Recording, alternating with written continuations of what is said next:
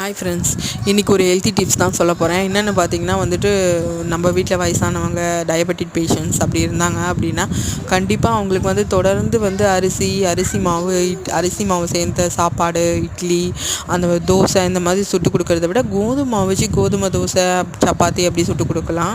அதையுமே நம்ம டிஃப்ரெண்ட்டாக இப்படி ட்ரை பண்ணி கொடுத்தோம் அப்படின்னா கண்டிப்பாக அவங்க விரும்பி சாப்பிடுவாங்க. நம்ம தொடர்ந்து நம்ம கோதுமை மாவே வெறும் உப்பு போட்டு கரைச்சி நம்ம தோசையாக சுட்டு கொடுக்கும்போது அது கண்டிப்பாக விரும்ப மாட்டாங்க. இப்படி நம்ம கொடுக்கும்போது அவங்க கண்டிப்பாக விரும்பி சாப்பிடுவாங்க. நம்ம எப்போயுமே கோதுமை மாவை கரைச்சி ஒரு பக்கம் நல்லா ஊற வச்சுட்டு அதுக்கப்புறமா சுடும்போது எடுத்து கொஞ்சம் வெங்காயம், அப்புறம் பச்சை மிளகா, கொஞ்சம் கொத்தமல்லி இதெல்லாம் சேர்த்து கொடுக்கும்போது விரும்பி சாப்பிடுவாங்க.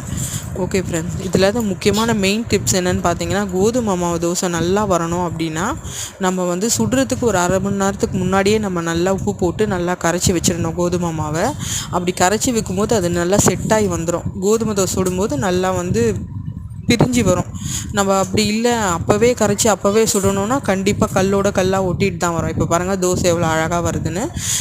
இந்த டிப்ஸை நீங்கள் ஃபாலோ பண்ணிங்கன்னா கோதுமை தோசை சூப்பராக வரும்.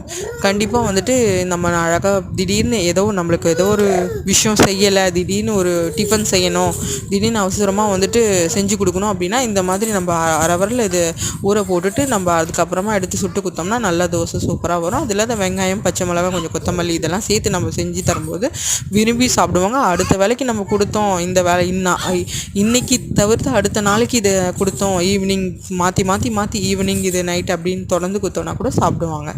ஓகே ஃப்ரெண்ட்ஸ், இந்த டிப்ஸ் பிடிச்சிருந்ததுன்னா எனக்கு லைக் பண்ணுங்கள், ஷேர் பண்ணுங்கள், கமெண்ட் பண்ணுங்கள். முக்கியமாக எனக்கு சப்ஸ்கிரைப் பண்ணுங்கள். ஓகே ஃப்ரெண்ட்ஸ், அடுத்த ஒரு வீடியோவில் பார்க்கலாம்.